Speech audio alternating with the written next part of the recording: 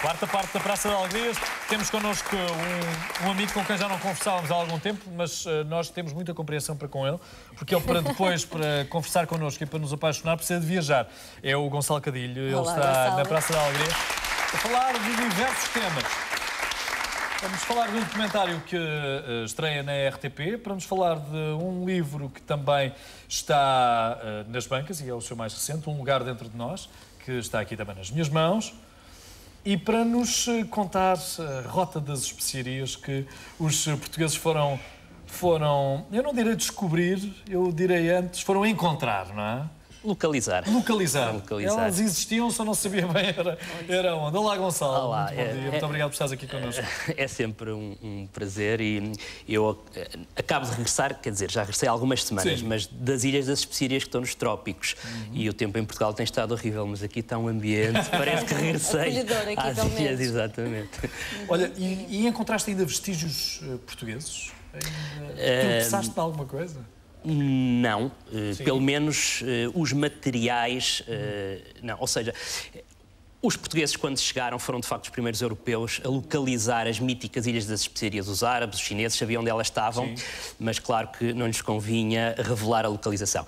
E quando os portugueses há precisamente 500 anos perceberam onde é que eram estas ilhas que tinham um monopólio, por razões climatéricas, e tinham um monopólio da produção do cravinho e da noz moscada, as duas especiarias mais preciosas da Idade Média, os europeus vieram logo atrás, perceberam que os portugueses já sabem onde é que é, vamos nós também perceber onde ficam. E então, os vestígios, respondendo à pergunta, os vestígios portugueses, nomeadamente fortalezas, igrejas, depois foram soterrados e os holandeses, os espanhóis, os ingleses foram construindo por cima. Portanto, hoje em dia, o que nós vemos é, essencialmente, de europeu, é holandês e inglês.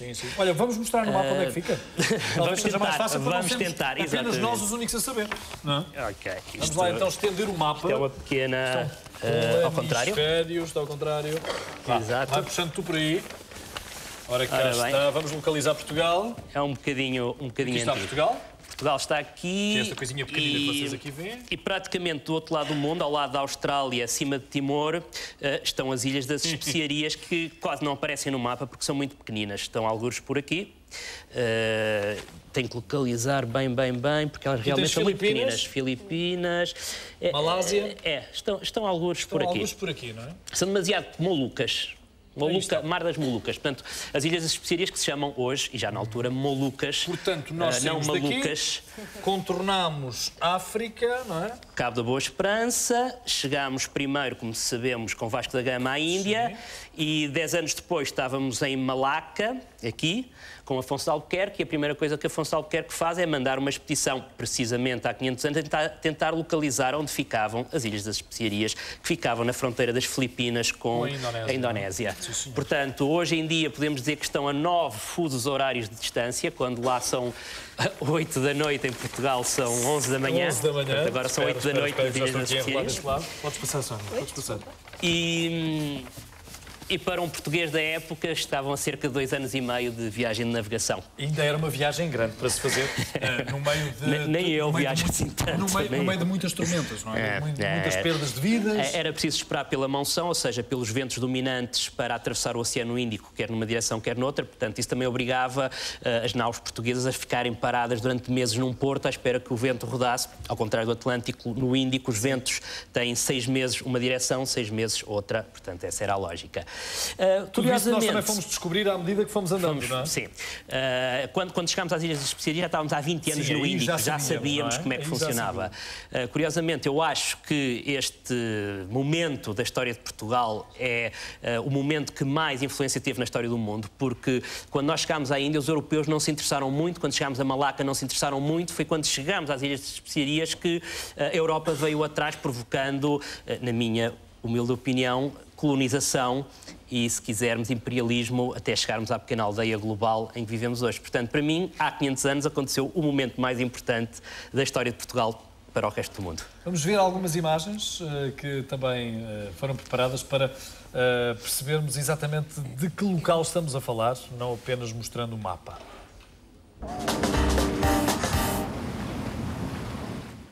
Em 1512, há precisamente 500 anos, um pequeno grupo de portugueses chegou aqui e descobriu finalmente onde é que se localizavam as míticas Ilhas das Especiarias. A partir desse momento, Portugal, a Europa e o mundo nunca mais foram os mesmos.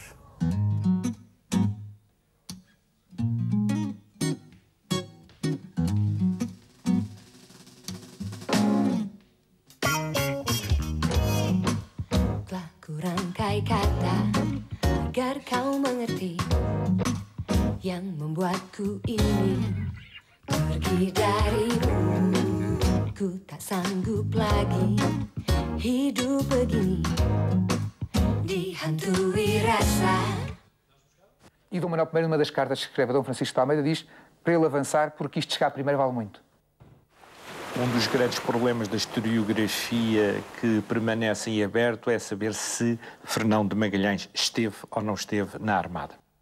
O sultão Babulá, que levou 5 anos a conseguir expulsar os portugueses da fortaleza de Ternate.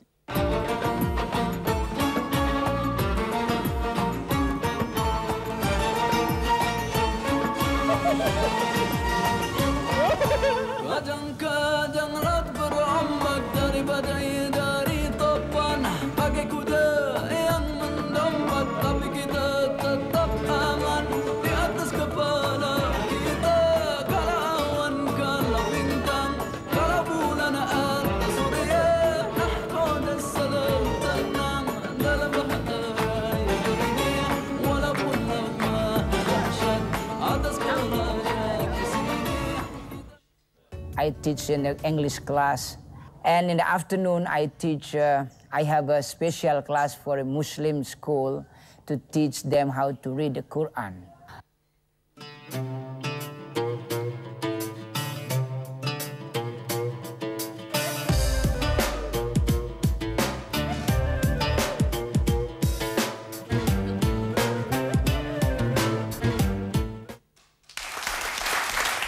É não perder aqui na RTP, a reportagem do Gonçalo Cadinho. Gonçalo, não vale a pena estarmos a tentar comparar o modo de vida neste polo asiático do globo com o nosso, não é? Não vale a pena. São outros hábitos, são outra gente, são outras culturas, não é? Talvez seja outro tempo, acima de tudo. Eu acho que podemos pensar em Portugal há 20 ou 30 anos atrás, também porque a Indonésia é um país com 17 mil ilhas. Como é que se consegue desenvolver por igual, não é? Quando algumas ilhas só têm poucas pessoas a viver lá.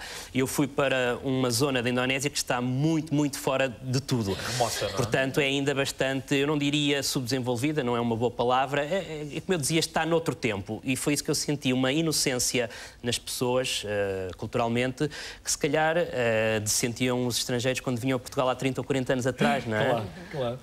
Olha, o que é que nos trouxeste, então, da tua viagem? Bom, trouxe as especiarias. Trouxe as especiarias que, na Idade Média, a Europa acreditava serem quase milagrosas, portanto, não tinham apenas valência culinária, serviam também para uma série de doenças, que hoje em dia a medicina, a ciência, enfim, veio... Já cura, não é? Exato. E serviam também para trazer o paraíso ao europeu, porque para o europeu da Idade Média o paraíso estava na Ásia. Estava mesmo, quer dizer, acreditava-se que alguns na Ásia se encontrava o paraíso terrestre. E então as especiarias só podiam vir de lá, com tanta coisa boa. Isto é a noz moscada, que nós hoje... Torna-se mais fácil. Sim, senhor. Quer dizer, a noz moscada está dentro. Se abanarem, ouvem... Cuidado com os dedos. Esse é o teu hábito, não é? De viagens. Se queres ver, tens que abrir. Aqui está a noz moscada, tal como a usamos ainda hoje na cozinha, não é? Com casca e sem casca. Com e sem casca, não é? Com e sem casca. Depois aqui o cravinho, que, enfim, tem um cheiro fabuloso. Na Indonésia, os cigarros têm... Isto não é um convite a fumar, eu não fumo, mas os cigarros têm cravinho dentro. E então, quando alguém acende um cigarro, o ar enche-se deste perfume maravilhoso. E quem fuma diz que é um sabor um bocadinho adocicado, não é? Os lábios ficam... Aqui, canela, que apesar de ser oriunda do Ceilão, atual Sri Lanka, portanto, essa é que era a canela importante para a Idade Média, também se encontrava nas Ilhas das Especiarias. Portanto, isso foi arrancado da casca da árvore, enfim, pelo meu guia, aquele senhor que apareceu ali na...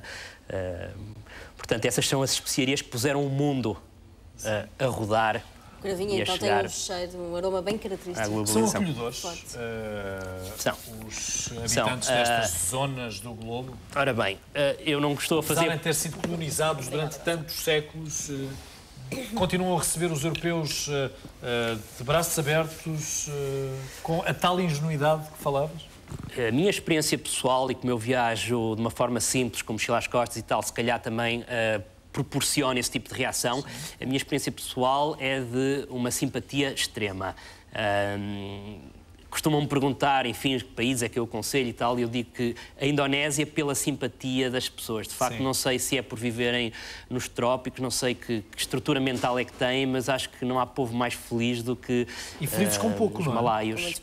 Sim, felizes com pouco. Se calhar as coisas vão mudando à medida que vão tendo uma televisão em casa e começam a ser sugestionados para comprar um novo telemóvel, um novo carro, não é publicidade, Sim. E começam a ficar inquietos. Mas enquanto não chega essa pulsão para o consumo, penso que... Já viveste o Natal nessa região do globo? Estamos a falar de uma região que, quando os portugueses chegaram lá, o Islão já tinha chegado 50 anos antes, foi por pouco. Portanto, aliás, perguntavas-me se há vestígios da presença portuguesa Sim. lá. Há um vestígio importantíssimo e material, que é a religião católica.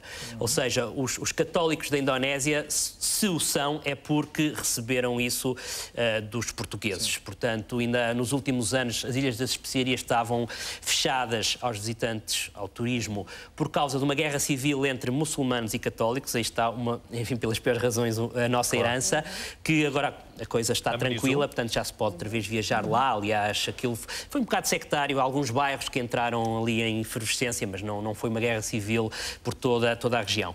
E, portanto, a religião católica é minoritária, muito minoritária, é um vestígio de Portugal e, enfim, se o Natal lá tem algum valor para eles, não é perceptível. Eu já passei alguns natais nessas regiões e, de facto, passa despercebido. Passa completamente despercebido. É uma festa ocidental, não é? Sim, é uma festa cristã que... Eles conhecem o Pai Natal? Sabem que as marcas o Pai Natal em toga. Não celebram o nascimento do menino Jesus, não é? Eu penso que sim, eu não sei responder essa pergunta. Não sei como é que eles celebram o Natal. O que eu sei é que a forma mais fácil de encontrar católicos na Indonésia é durante o tempo do Ramadão, Sim. não é? Portanto, quando o muçulmano faz jejum, se tu vês alguém almoçar, é católico. Portanto, é mais fácil identificar assim, é ver nos restaurantes quem é que está a almoçar durante o período do dia, não é? Porque Sim. o Ramadão só se pode... faz-se jejum durante o dia e à noite... Só se pode comer à noite, não é? Exato. Após o pôr do sol. Exatamente. E até ao amanhecer. Mas até ao próximo nascer do sol. Aquilo que se come também está debaixo de regras, não é? Penso que é um bocadinho como nós, na Idade Média, seguíamos aqueles preceitos da Quaresma e dos dias santos, em que mesmo para além de não se comer carne, a dieta era bastante insípida. Portanto, quer dizer, enfim, as religiões depois, no fundo, seguem todas a mesma linha orientadora, eu acho, não é? Somos todos muito parecidos. Agora, recentemente, um inglês, pelo menos, tentou provar que deu a volta ao mundo a pé. Já conseguiu percorrer todos os países do mundo a pé. Tu já percorreste todos os países do mundo de avião? nem de avião, nem todos. Não, há uns anos atrás fiz uma volta ao mundo sem apanhar aviões. Foi talvez o projeto de viagem que me tornou conhecido, porque demorou 19 meses e saía todas as semanas no Expresso e tal. E acabei por apanhar um avião para fugir do Afeganistão, porque o ambiente não estava muito acolhedor. Ao contrário do que diziam as notícias no Ocidente, que os americanos tinham pacificado, Sim. o Afeganistão não tinha nada. Portanto, eu fui por ali de olhos fechados a pensar, está tudo tranquilo, e depois a uma certa altura tive que sair dali, foi o melhor. Mas não estive em todos os países do mundo, voltando à pergunta, nem penso algum dia estar, porque de facto há países que não me interessa conhecer e há outros onde me interessa voltar várias vezes, como é o caso da Indonésia, como pode ser Veneza, Europa, e não sei, penso em tantos lugares onde acho que nunca irei, nem tenho qualquer interesse em ir lá. E a próxima viagem já está marcada? Não, quer dizer, acabei de terminar esta e estou a respirar fundo. Vamos lá ver para o ano o que é que se pode fazer com todas estas condicionantes. Mas alguma coisa, projetos estão sempre a surgir. Este é o novo livro do Gonçalo Cadilho, Um Lugar Dentro de Nós. Gonçalo, que lugar é este? Eu penso que cada um de nós tem a resposta à tua pergunta. Sim. A minha resposta só é válida para mim. E então acho que o melhor é mesmo ler o livro e perceber cada um de nós onde é que tem esse lugar especial. Gonçalo, o teu melhor amigo numa viagem é o cartão de crédito ou uma máquina fotográfica? É o sorriso. Melhor arma. Sorrir sempre, mesmo quando as coisas ficam pretas. Estão complicadas. Uma salva de palmas para o Gonçalo Carrinho. Gonçalo, Feliz Natal. Obrigado. Muito obrigado. Bom, vamos para já.